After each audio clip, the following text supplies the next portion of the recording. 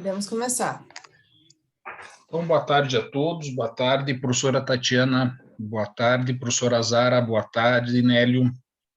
Hoje nós vamos dar início aqui à apresentação do GT de número 6, Solução de Controvérsias e Direito Internacional Privado dentro do Mercosul. Nós temos aqui 3 trabalhos para apresentação, estão presentes aqui a professora Zara, que pediu preferência para a apresentação do seu artigo, e posteriormente nós teremos aqui a apresentação do trabalho do Nélio e do Rômulo. O Nélio aqui representa o Rômulo, ao passo que a professora Zara representa aqui também a professora Jussara. O terceiro trabalho, a regulamentação das criptomoedas frente à integralização adotada pelo Mercosul, da Gabriela Trevisan e da Gleice Denise Vasques Moreira. Nós estamos aguardando a presença de uma das duas aqui nessa nossa sessão. A metodologia de apresentação que nós teremos será a seguinte: cada participante terá até 15 minutos para a sua apresentação e, consequentemente, nós teremos um período aqui para a discussão do texto, a discussão do trabalho. Então, inicialmente, iniciamos aqui com a professora Zara, colega aqui da Pontifícia Universidade Católica do Paraná, a quem agradecemos a presença e o prestígio ao nosso congresso. A palavra é sua, professora. Boa tarde, obrigada, professor Eduardo Gomes, meu colega também da PUC. Boa tarde para quem está presente aqui hoje. No meu tema de artigo é como as diferentes perspectivas de países membros do Mercosul podem contribuir para a aplicação da mediação no Brasil. A mediação é o tema que eu desenvolvo para o doutorado na PUC, na qual ingressei esse ano, e a professora Jussara Maria Leal de Meirelles, que escreveu juntamente comigo esse artigo, é a minha orientadora.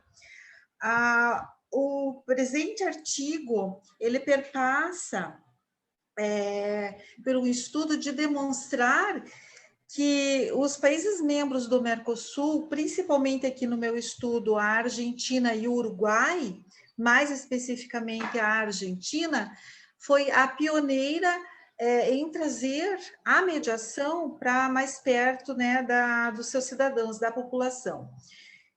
Apesar de eu estudar, sou professora de Direito de Família, e defender muito essa metodologia de resolução de conflitos, como muitos chamam de alternativa, pudemos, nesse artigo, passar por uma conceituação, um estudo do Mercosul, como ele se desenvolveu, assim foi sendo feito o artigo, e tivemos, ao final, algumas constatações. Mas antes de dizer que nós temos vários tipos de métodos de resolução de conflitos, como a arbitragem, que também começou a se desenvolver em outros países e depois que veio para o Brasil. Os nossos aqui amigos, que a gente chama aqui do Mercosul, principalmente a Argentina, foi que trouxe em 1990 a mediação como esse mecanismo de aproximar as partes litigantes e minimizar o conflito existente entre elas. E não só a questão de desafogar o poder judiciário, mas também como uma alternativa para a solução dos problemas enfrentados pelas partes. Especificamente, eu estudo o direito de família por causa das relações que envolvem a criança, adolescente, nessas questões de divórcio, de soluções de união estável. Então, eu pude fazer um estudo para ver como que os países do Mercosul, como que havia essa resolução, se havia a implementação de uma pré-mediação antes mesmo da judicialização, ou se havia um centro, como nós temos no Brasil, os sejusques, né, que nós chamamos, que são regulados pela Resolução 125, e aí pude verificar no artigo e constatamos leis aqui da Argentina, posteriormente Uruguai, e verificamos que a Argentina é pioneira no assunto, com a sua lei, trazendo a obrigatoriedade da pré-mediação e da mediação também judicial. Então, lá há a obrigatoriedade sob pena de inépcia da petição inicial. Então, também achei isso importante, a gente relatou, né, no artigo essa questão da obrigatoriedade. O que, comparando, o Brasil ainda não tem na lei, na resolução e na lei que veio em 2015, juntamente, né, com o nosso Código de Processo Civil, essa obrigatoriedade. Existem, sim, os centros, os sejusques, em diversas cidades, capitais principalmente, mas a gente percebe que ainda não está aparelhado para isso. Na Argentina já há, sim, né? E no Uruguai, embora tenha a mediação, eles têm um centro também de mediação lá, que tem outro nome, com os processos judicializados, primeiro eles passam por essa mediação. Mas lá não é obrigatório, então não tem a penalidade, não tem a inépcia de inicial. Mas existe a penalidade, como também tem na Argentina e como também tem no Brasil, da aplicação de multa se não comparecer à audiência de conciliação e ou mediação. Então, o artigo, eu achei esse estudo, né? Eu usei o método hipotético dedutivo, e eu achei bem importante, porque pudemos perceber que o Brasil, embora a passos lentos, está caminhando para uma regularização, talvez esse é o meu objeto de pesquisa, né, até para o doutorado, que haja uma implementação mesmo na lei como uma obrigatoriedade, porque entendo, concluindo aqui, que a mediação vai trazer uma visão, vai solucionar o conflito, vai fazer com que as partes, muitas vezes, não voltem ao Poder Judiciário para discutir novamente uma coisa que foi sentenciada por um magistrado que não conhecia, só conhecia ali os autos, né? Só conhecia o que foi lhe mostrado,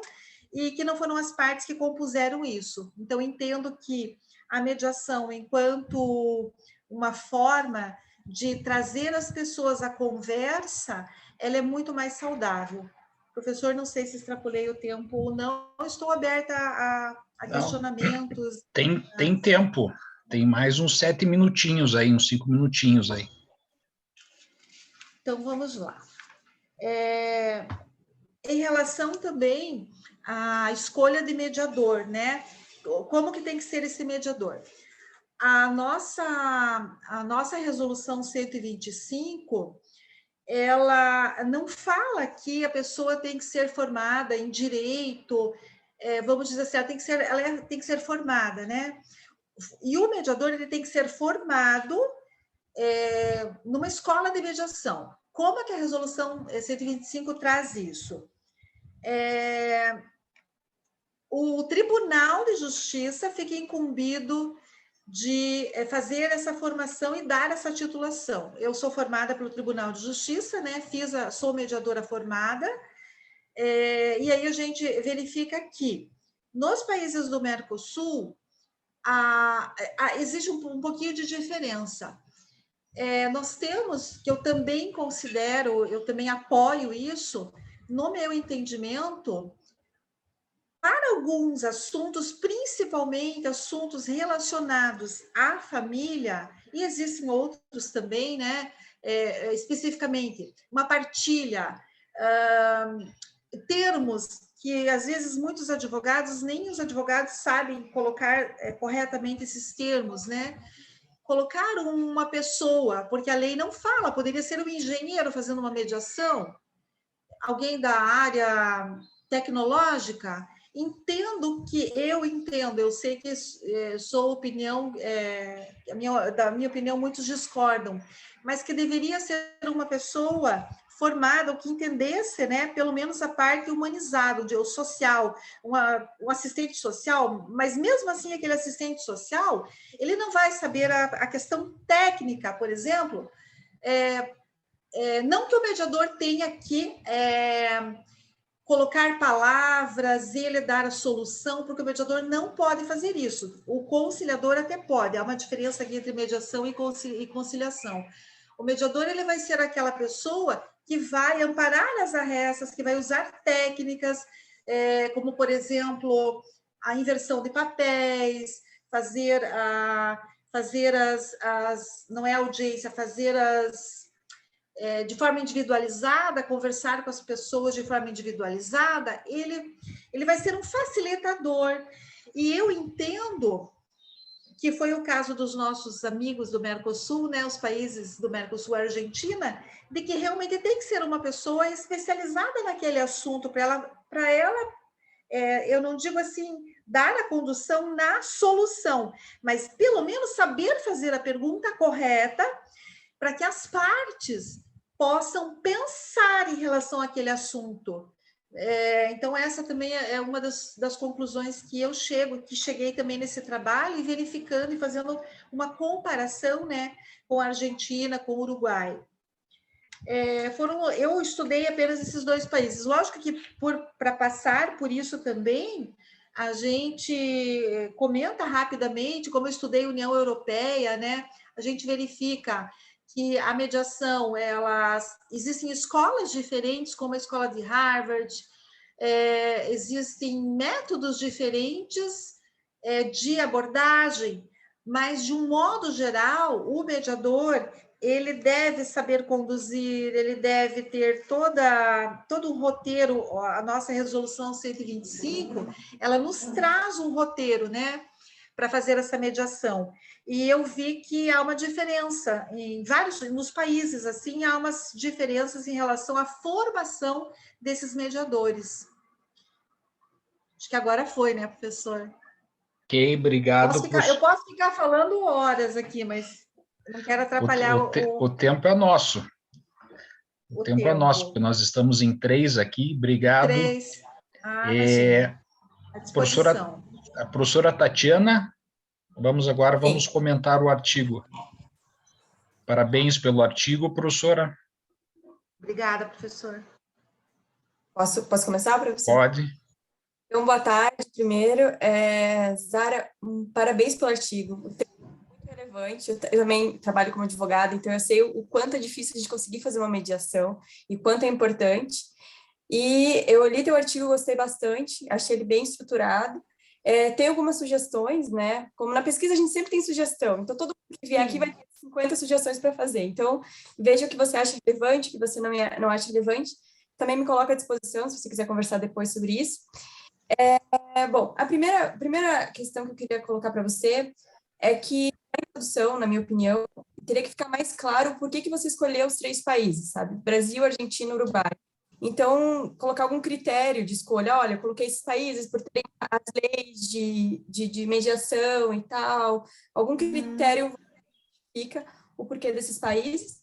Também achei que faltou um pouco você explicar o porquê que você escolheu a mediação, sabe? Você explica um pouco na introdução, mas eu achei que você podia explicar um pouco mais, sabe? E também,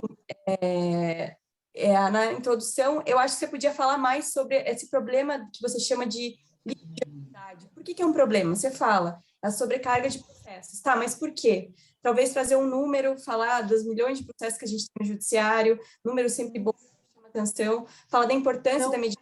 Bem oportuno, porque até eu acabei de escrever um outro artigo que foi aprovado também, que nesse eu fiz pesquisa de campo, eu utilizei pesquisa de campo, de quantos processos, do próprio Sejusc de Curitiba, daí eu usei, né, o de Curitiba.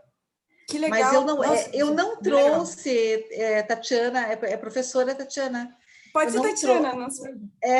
eu não trouxe aqui porque, como exigia o requisito inédito lá, eu primeiro escrevi e foi para Coimbra, eu acho. E aí eu fiquei assim. Mas aí depois que foi publicado, eu posso já refazer também e colocar, né, as estatísticas. Pode, já se cita no artigo, já coloca Zara 2021. Muito legal, acho que dados sempre chamam muita atenção. Uma coisa que me chamou atenção, e eu não sei se foi porque eu fiz o download no Google Drive do todo artigo, e também uma questão de estilo, sabe? Eu achei que às vezes os parágrafos são muito curtos, assim, às vezes de duas linhas e tal. O meu estilo, pessoal, é de parágrafos mais longos, mas tem gente que também não gosta. Então, eu só Tá, faria um parágrafo maior, sabe? sim, e eu arrumei, Tatiana, porque esse artigo da disciplina do professor Luiz Alexandre, né, que sou aluna do doutorado dele, e esse artigo ele fez para mim depois as considerações, mas eu já tinha enviado para vocês. O atual, agora bonitinho, já está com parágrafos maiores. Então, Tá, perfeito. a sua colocação é oportuna mesmo, correta. Não que, E eu ia né? fazer uma sugestão. Eu fazer uma sugestão, porque eu gosto muito de critérios. Assim. Eu vi você falando na apresentação, daí você falou várias coisas, por exemplo, a questão de, em alguns países, ter mediação antes do processo judicial, a questão do conhecimento, da formação técnica dos mediadores. Eu sugeriria, eu acho que ficaria muito legal, se você fizesse baseado em revisão de literatura, talvez, critérios de o que você considerava uma boa mediação. E daí você, comparando os países, você poderia até fazer uma tabela falando, ó, check aqui, check aqui, check aqui, e daí ia ficar bem legal essa visualização, essa diferença dos países, sabe? Bacana. E para terminar, eu tenho uma pergunta, né? Na verdade, mais uma pergunta de advogado para advogado. Então, esses tempos eu fiz eu estava tentando fazer uma mediação no Justiça do Trabalho, e o mediador mesmo acabou com a mediação. Ele achou que estava demorando muito, acabou com a mediação. E daí você conclui, né, que você acha que a mediação no Brasil, ela não é plenamente utilizada por desconhecimento das partes. Você acha que é só a questão de desconhecimento, ou você acha que tem algo mais em relação a isso? Tem uma série de outros fatores, Tatiana. Vamos colocar assim em ordem. Primeiro deles, nem os advogados conhecem a mediação. A gente vai para uma audiência e o advogado muitas vezes não deixa as partes conversarem. Ele já chega dizendo não tem acordo. Ali você já de cara você já vê que aquele advogado não sabe o que é uma mediação. Sim. Eu advogo no direito de família. Não que os outros não haja, não seja necessário também mediar. Mas no direito de família, você trabalha com mágoa, você trabalha com vingança, você trabalha com pais usando o filho como objeto, você tem uma alienação parental, uma série de coisas. Aí o advogado chega com outro do lado e já chega dizendo não vejo, né? Não venha, porque aqui não tem acordo. Quer dizer, ele não deixa abrir nem para o diálogo. Então, a sua pergunta, em primeiro lugar, falta conhecimento de nossos colegas, infelizmente, o que as faculdades, eu, o professor Eduardo, também não sei quanto tempo é formado, mas a gente vem, você é mais nova que nós, dá para ver aqui, né? Mas, assim, a gente vem de uma doutrina do litígio. Você tem processo na faculdade? Quantos processos você tem? Processo 1, processo 2, sei lá, você vê processo na faculdade. Você só vê falar em conflito. Aí eu chego numa audiência, principalmente quando eu vejo advogados, né, mais formalistas, assim, não estão acostumados, né? Ele já chega dizendo, eu digo, doutor, mas o senhor está com 4 pedras na mão? Não, engano seu, doutor, estou com 10 pedras na mão. Nossa Senhora. Então, primeira coisa, o advogado não sabe, as faculdades, as universidades devem inserir, e já estão fazendo isso, a nossa já há. Nós temos agora, vamos ter uma clínica, né, de mediação, nós já temos, estamos trabalhando já isso já faz algum tempinho. Então, os advogados não sabem, as faculdades devem proporcionar aos estudantes não só a ensinar o conflito, ou como administrar o conflito. Não, tem que ver o antes, a pessoa, virar a pessoa. Uhum. Terceiro, a instrumentalização do poder judiciário. Então, eu vejo esses 3 fatores.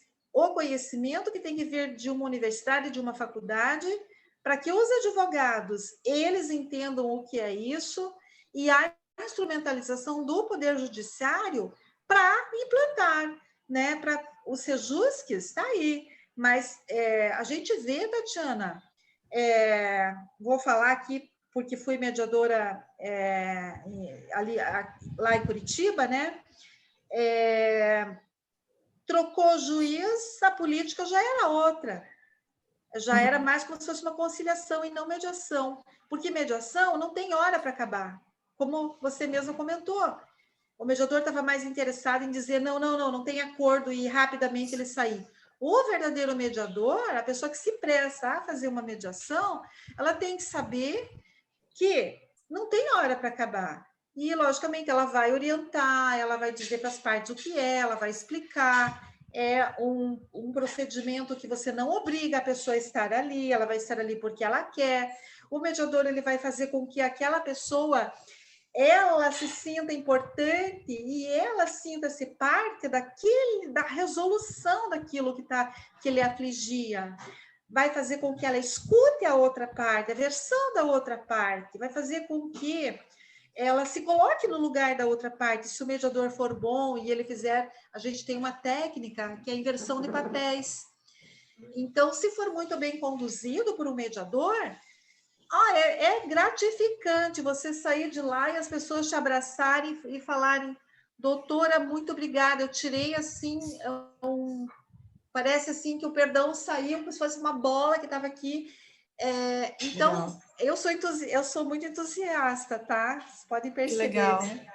Mas eu já fui muito, vamos dizer assim, né, advogada competitiva no sentido de processualista, né? Dou aula de processo também e dou aula de direito de família. Mas, com o passar dos anos, eu me dobrei à questão de mediar, de resolver mesmo o conflito, das pessoas saírem satisfeitas dali, né? Dizendo foi um bom acordo que eu fiz. Não foi a sentença que o juiz deu, né? Quero ver o que o juiz vai dar. Não queira ver o que o juiz vai dar. Exatamente. Então, não sei se respondi, se... Não, respondeu. E eu acho que, né, considerando, eu acho que você poderia colocar esses elementos também nessa conclusão. Claro, você vai chegar nessa conclusão, mas acho que essa paixão toda, que eu acho muito importante para a pesquisa, acho que você pode colocar isso na conclusão, na tua introdução, e eu acho que até o teu abstract, você podia trazer mais o problema da pesquisa, falar mais sobre isso, trazer um pouco mais a conclusão, mas, olha, está indo para o caminho correto e eu acho que vai ser uma ótima publicação. Obrigado, professora Tatiana. Professora Zara, excelente trabalho, excelente texto, excelente exposição. A professora Tatiana praticamente esgotou aqui o que eventualmente nós teríamos para debater ou para questionar. Também não é a minha área, mediação e conciliação, a minha área, como a professora sabe, é direito internacional, mas em virtude de que o trabalho ele é voltado aqui a um congresso, a um seminário sobre o Mercosul, é um questionamento e talvez fosse interessante constar do teu trabalho. A professora acha interessante uma harmonização legislativa sobre a matéria em relação aos países do Mercosul? Ou em relação aos países estudados, aos ordenamentos jurídicos? Olha, eu até pensei nisso.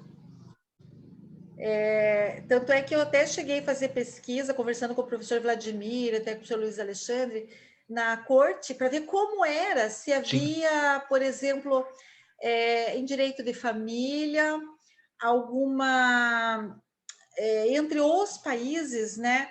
E eu cheguei a perceber que há uma colaboração e há uma lei que foi feita para a questão de citação em relação, por exemplo, à guarda de filho, né? Você está discutindo, o filho foi para a Argentina, como é que faz? Eu fui estudar se havia uma mediação, se havia aonde poderia ser feito, né, isso. Como que é isso?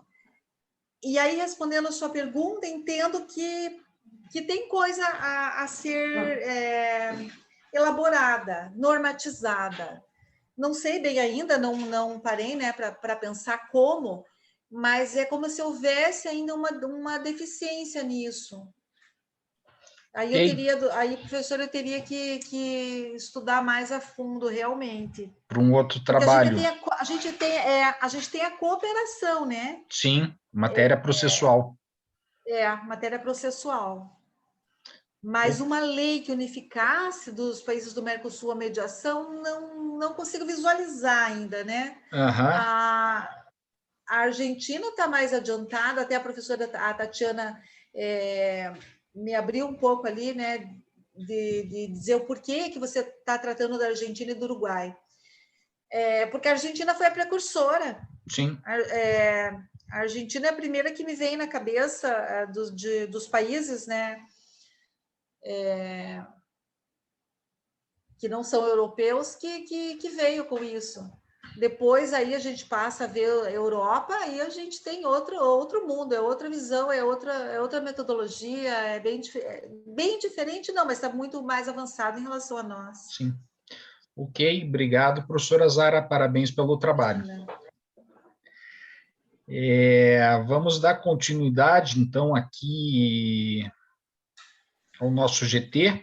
Vamos chamar o Nélio para apresentação do seu trabalho, um modelo de análise do Mercosul e as relações de criação e tendências de poder. Nélio, você tem 15 minutos aqui para apresentação. Certo. Obrigado pela oportunidade de estar aqui hoje. Então, eu sou o Nélio, eu e o Rômulo estamos na Unifins, o Centro Universitário de Mineiros, aqui em Goiás. Então, o objetivo de nossa pesquisa foi de retomar os aspectos de criação, porque a gente gosta um pouco de retomar um pouco dessa questão de história e contexto, e poderes, relacionando a falta de maior consolidação em função do tempo de existência do Mercosul. O Rômulo também foi meu orientador de TCC e a gente também gosta um pouco de voltar na história. Então, a nossa pesquisa foi básica, porque não tem a intenção de formar um produto final. Foi um resumo expandido e ela é um resumo expandido e a pesquisa é bibliográfica, de revisão da literatura. Então, o primeiro ponto foi a questão, a gente colocou no nosso trabalho, tem uma citação do Mazzuoli que resume um pouco a questão no início do nosso trabalho, que foi que o Mercosul é um ambiente de integração incipiente, que ele ainda está iniciando. A origem foi no Tratado de Assunção e foi institucionalizado pelo Protocolo de Ouro Preto em 94, que apesar desses desnivelamentos políticos e econômicos, deixa eu achar a tela aqui, políticos e econômicos, não pode a gente esperar uma perfeição que haja uma plena harmonia.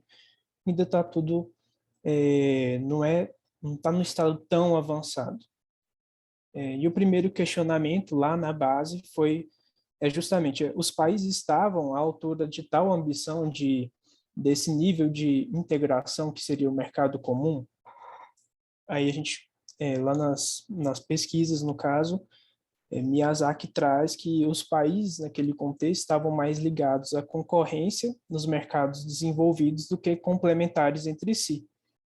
E que, além disso, há uma rivalidade, havia, né, e há ainda mais, eu acho que, na minha opinião, estaria mais velada entre Brasil e Argentina. Ainda dentro desse primeiro questionamento, o Tratado de Assunção, que foi o marco, no caso, ele veio de uma pressão externa, porque outras organizações internacionais haviam começado a se reunir no exterior. Então, pode ser natural uma falta de equilíbrio, de cumprimento daquilo que foi estabelecido mais ao início, justamente por conta disso, que havia uma pressão para reunir e na própria sobrevivência do capitalismo moderno, né? De multilateralidade, não só de bilateralidade.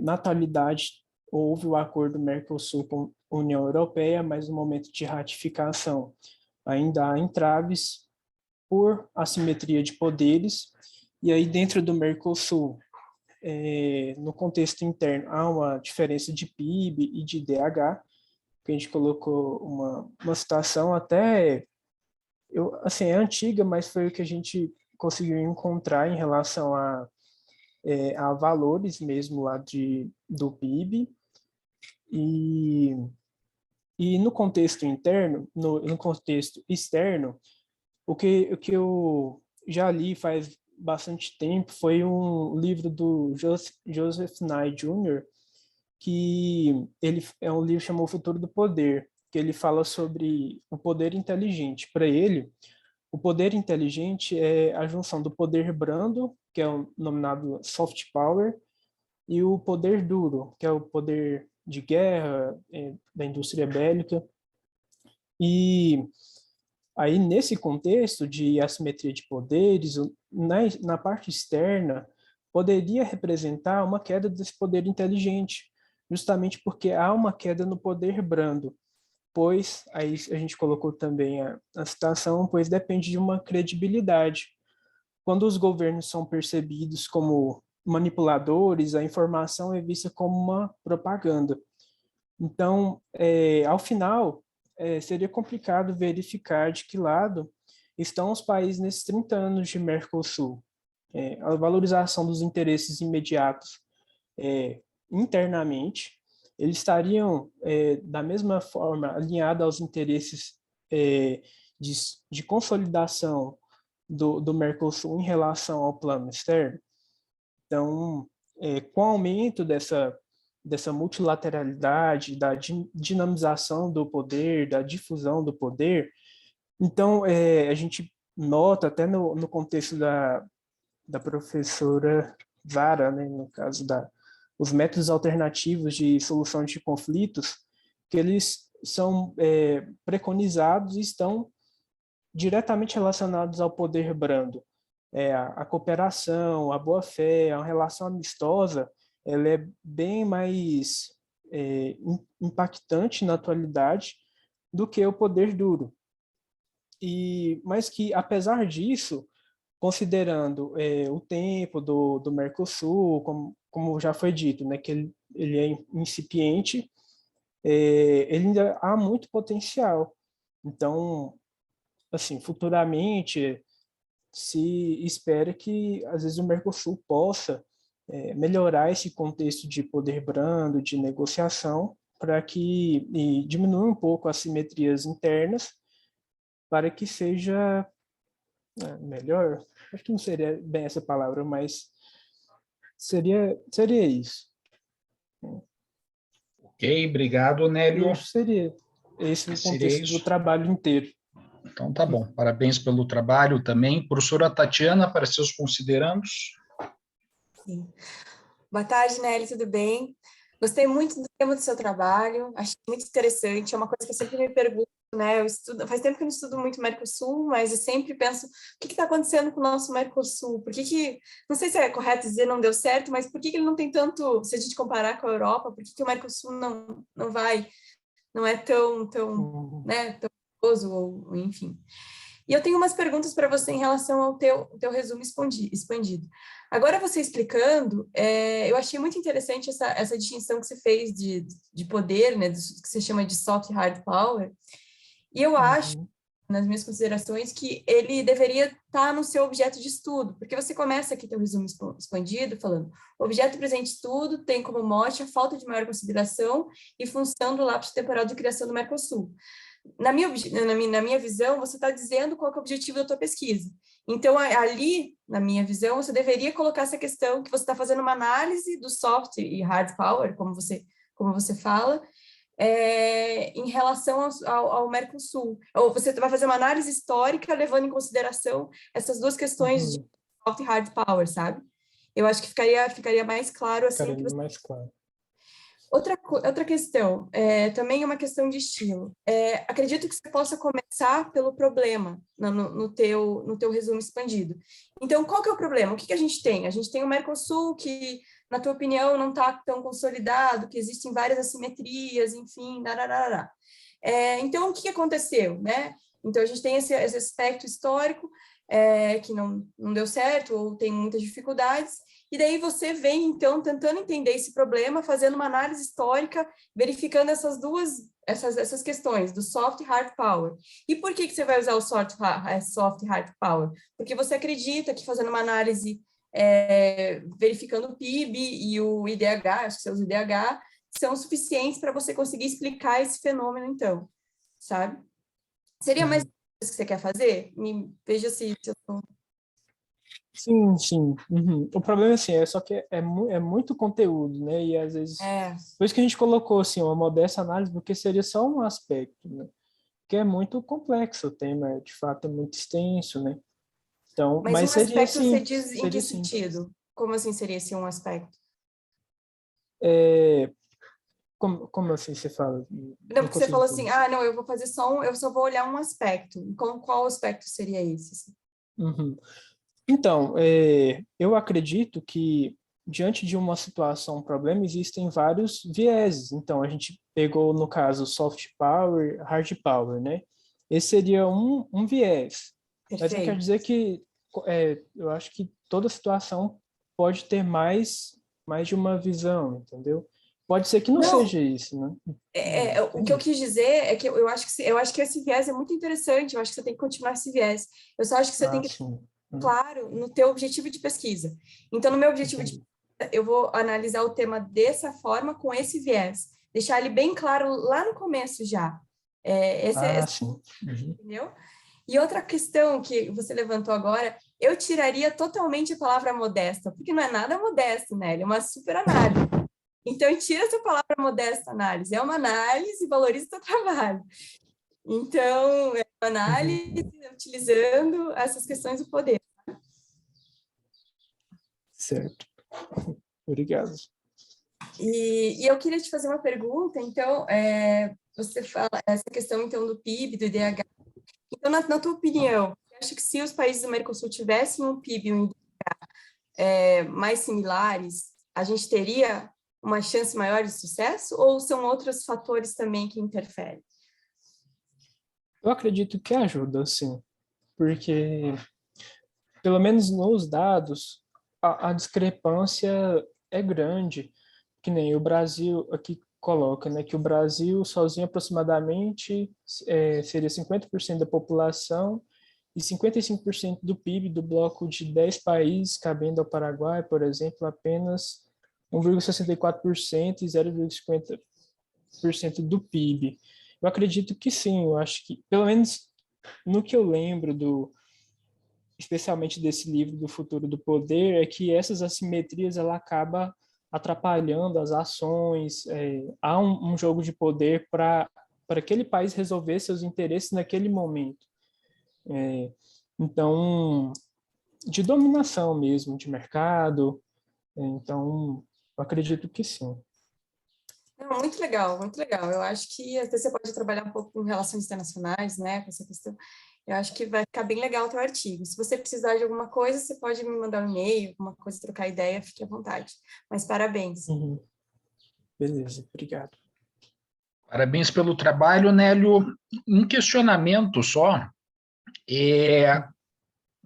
Faltou você justificar, talvez ali, o envio do teu resumo à SGT, Solução de Controvérsias e Direito Internacional Privado. Então, eu fiquei meio, ao analisarmos o teu artigo, nós ficamos meio curiosos em saber a tua opção em remeter para a SGT. Onde é que... Eu tinha ficado em dúvida, eu confesso. Eu tinha conversado com o Rômulo e eu acho que eu até coloquei aqui no WhatsApp, eu acho que eu tinha ficado em dúvida entre o 2, o GT2 e esse. Mas aí como no final a gente retomou a questão da solução, que a solução da controvérsia pelos meios alternativos estariam abarcados dentro do poder brando, que isso é Tá. algo positivo, a Uhum. gente preferiu deixar nesse contexto. Mas eu até tinha conversado com ele de fato essa questão, que a gente tinha ficado um pouco em dúvida se ficaria de fato nesse GT. Talvez só justificar nesse teu resumo expandido a questão do poder brando, a questão da solução de controvérsias, daí o conflito que daí pode surgir. De colocar mais, às vezes, no início, né? Já trazer isso mais Isso, no início, que nem a Tatiana tinha colocado. exatamente. Uhum. Tá? Professora Tatiana, vamos ver se o Nélio ou se a professora Zara tem algum questionamento em relação aos artigos. A professora Zara está nos ouvindo? Sim, sim, sim. A professora tem algum questionamento em relação ao trabalho do Nélio? Alguma Não. contribuição? Então, tá bom. Então, Obrigado. Obrigado, professora. Nélio, tem algum considerando? Na Zara, eu não tenho um questionamento, eu só ia comentar uma questão. Eu lembro de que é porque eu também cheguei a fazer o curso do TJ, e aí, no contexto, eu não cheguei a finalizar ele, mas eu fiz até quase no final. Eu lembro do professor falar da questão técnica, talvez seria mais voltado lá para a arbitragem, que o professor tinha mencionado essa questão, e aí, em determinado ponto, a Zara tinha comentado dessa questão de ter esse viés técnico, talvez pelo conciliador, né, Zara? Seria nesse sentido? eu não entendi, Nélio. Pode repetir? Tipo assim, no caso é o conciliador que teria que ter um viés mais técnico, assim, para resolução Sim, das audiências, no caso? sim. É porque há uma diferença, Nélio, na conceituação de conciliador e mediador. O Sim. conciliador, ele pode sugerir, é uma questão de sugestão. Então, por exemplo, vai fazer uma partilha de bens lá. Ele pode chegar e dizer, então, peraí, vamos ver. Ah, então você tem tal coisa, você tal coisa. Quem sabe, então, a gente faz assim, ó, podia fazer desse jeito. Vai resolver uma questão de pensão alimentícia. Ele pode dizer, ele pode sugerir. O mediador, não. O mediador, ele vai fazer Mais avesso ali, perguntas né? para que as partes cheguem, elas, numa solução, no valor, como elas querem o bem. Até, Nélio, a tua pergunta é importante porque muitos não têm essa diferenciação, e vou te dizer que eu, quando comecei a estudar a mediação e a conciliação, eu queria que o mediador pudesse interceder. Então, eu fiz com o doutor André, em Curitiba, né? E eu dizia para ele, doutor, eu vou ter muita dificuldade, porque eu, enquanto advogada, e que falo, e professora de direito de família, se eu estou diante numa audiência, eu já estou ali achando uma maneira de chegar, né, das partes chegarem numa melhor solução para ambas. Então, eu já digo, quem sabe vamos fazer assim? Olha, pode ser feito dessa forma, tal. E ele me puxava a orelha, porque ele dizia, Zara, não, isso é conciliador. O mediador, ele tem que ser neutro. Ele vai Mais conduzir, condutor, né? Das condutor, ele é o conversas. facilitador, ele vai conduzir com perguntas. Perguntas para que as pessoas cheguem na solução e dizer, não, então quem sabe, vamos fazer assim, vamos fazer assado. É bem interessante. E eu queria, veja que até quando eu pensei, né, no início do projeto da minha tese de doutorado,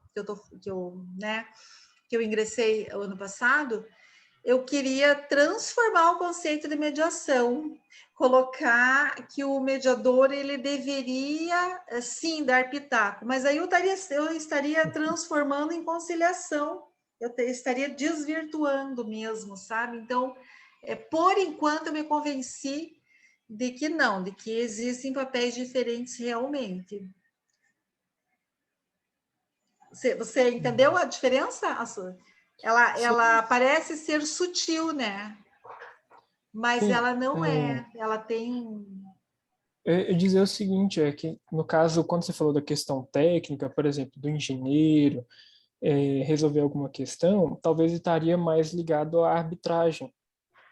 Pelo menos Sim, assim, quando eu fiz lá com a turma, né, o professor falava isso, que às vezes, muitas vezes questões técnicas eram resolvidas com arbitragem, mas não arbitragem. é muito, no Brasil ainda não é muito É, desenvolvido a questão da arbitragem. A conciliação e a mediação está mais presente, né?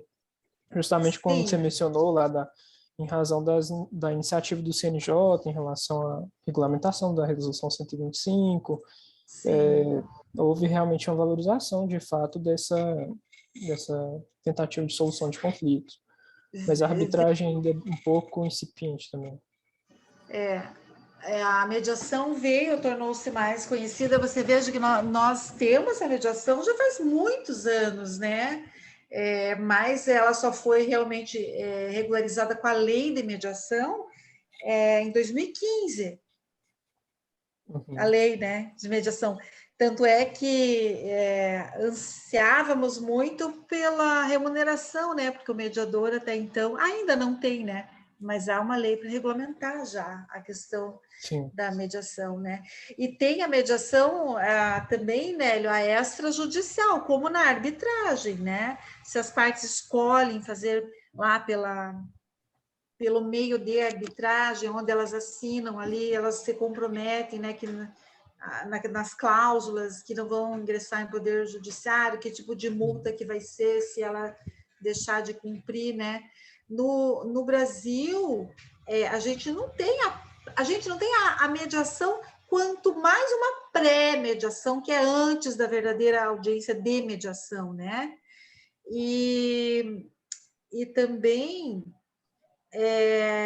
a mediação extrajudicial, que está tomando corpo. A gente já tem escritórios que trabalham, a gente já tem, vou chamar de empresas, né, instituições que trabalham com a mediação extrajudicial, não aquela que já está judicializada, que daí os sejusques, né, vão chamar para aquela primeira audiência de mediação ou conciliação, né?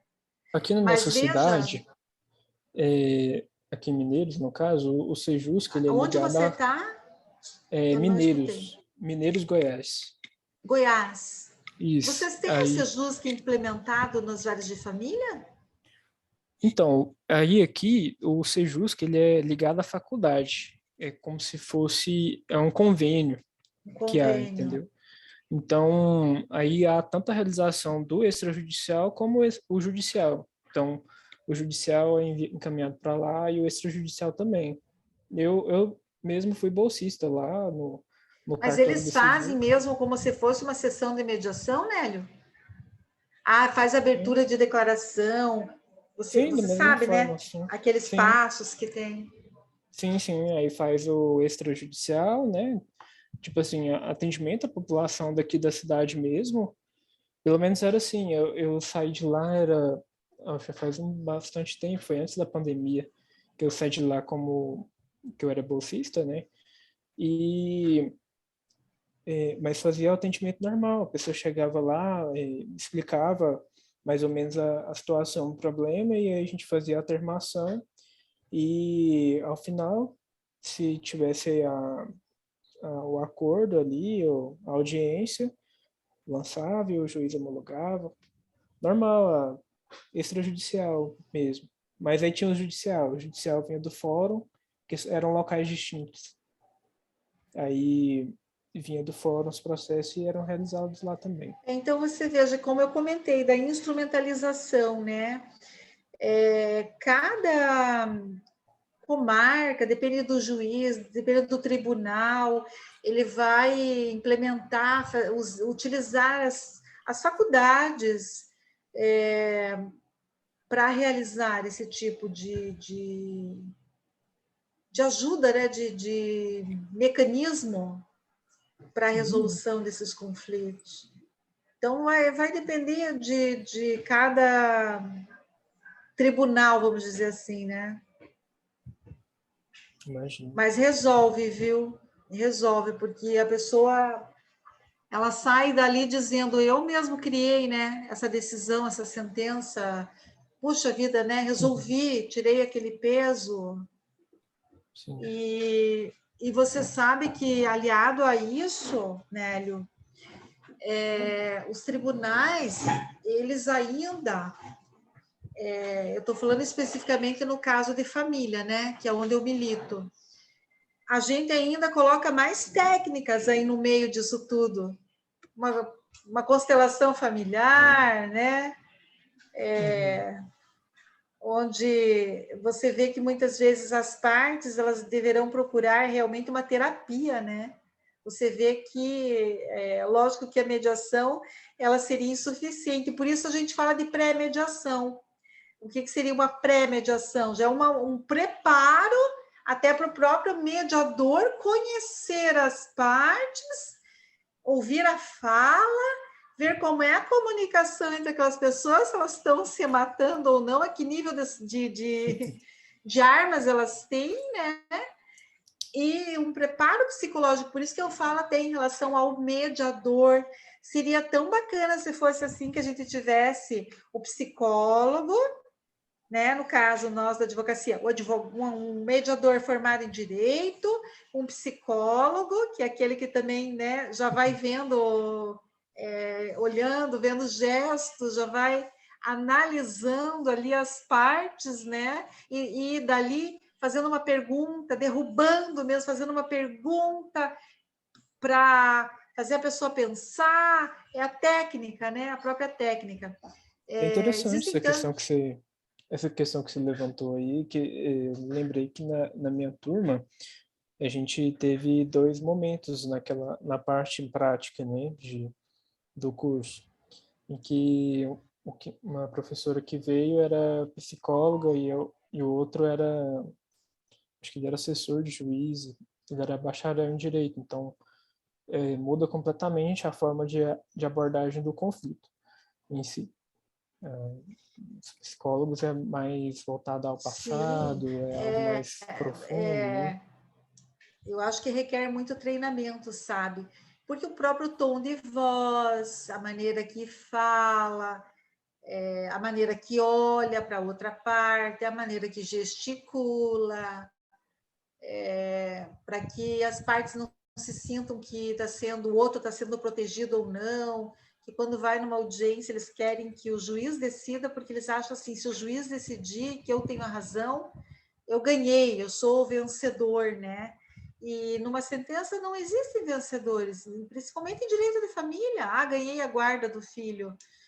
Gente, é complicado, mas até as pessoas se darem conta, como a Tatiana perguntou, né? Se nem os advogados sabem direito isso, imagina as partes, né?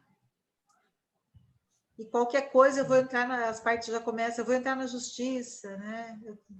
Eu vou, né? Vou arrancar tudo que você tem. No divórcio, a mulher já começa dizendo: vou arrancar tudo que você tem, vou te tirar tudo.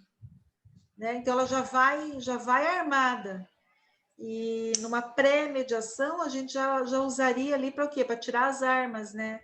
O mecanismo de você desarmar a pessoa, de você preparar a pessoa para a própria construção da vida dela dali em diante, né? E são meios alternativos de resolução de conflitos importantíssimos. Que nem você comentou, a arbitragem eu não estudo muito. A gente só sabe algumas coisas porque tem que perpassa pelo estudo ali, mas eu vejo ela mais como uma questão negocial, sabe, Nélio? empresarial, né? Talvez a arbitragem, professor Eduardo, na parte internacional também, né? Também, na parte internacional e empresarial. Empresarial, internacional empresarial. Mas mediar... Olha, eu não cheguei a pensar numa mediação para resolução de conflitos internacionais, por exemplo, né, entre países. Mas é possível, existe sim. É possível, existe, Sim, né? sim, é uma forma. Então, veja, a mediação aplica para tudo. A lei, quando veio, estudando assim, alguns países, ela colocava que para determinados assuntos não caberia mediação. Como, por exemplo, o direito de família, que a alienação parental não se discutiria em audiência de mediação. O que eu discordo, porque se chegou naquele ponto ali de uma mãe praticar, né, a alienação e aquilo realmente atingir a criança, por que não tentar entrar na psique dessa pessoa alienadora? Tentar descobrir o porquê que ela está fazendo isso, o que causou, o que vem lá de trás da formação dessa pessoa, para ela acreditar, né? Que muitas vezes o alienador, ele acredita naquilo que ele está falando, né? Que aquilo é uma verdade para ele. Quer dizer, é muito mais que uma terapia mesmo, é questão de psiquiatra, mas esse poder entender e o próprio juiz, né, depois conduzir. Mas, enfim, acho que tem muita coisa para avançar ainda, sabe, no papel do mediador. Mas existem cláusulas que são importantíssimas. A mediação, ela traz alguns princípios, como o princípio da confidencialidade, que as partes daí se sentem também protegidas, porque o que ela fala ali não vai ser colocado numa ata, e aí ela externa, né? Muitas vezes ela externa aquilo que ela queria falar para a parte contrária lá e que estava entalado aqui, que às vezes quando sai melhora muitas coisas, né? Então, esses princípios que a mediação abarca também são muito importantes. Ok, então tá bom. Então agradecemos aqui a presença da Zara, a presença do Nélio. Não tivemos aqui a presença do nosso terceiro participante.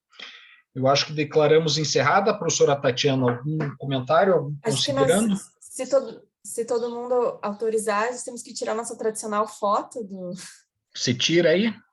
Eu tiro, eu faço um print aqui, se todo mundo puder olhar para a câmera. Deixa eu ajeitar, deixa eu me ajeitar. Aparecer nas redes sociais. Tá bom. X! Vamos ver se ficou boa. Ficou legal. Muito obrigada pelo comparecimento, foi muito rico. Vocês me marcam, porque eu adoro aparecer nas redes sociais trabalhando. Eu também. Então, Você tá está bom. tentando me ajustar mais nisso. Então, como que eu faço? Você manda para a Júlia? Ou para o Eduardo? A gente coloca, acho que no grupo.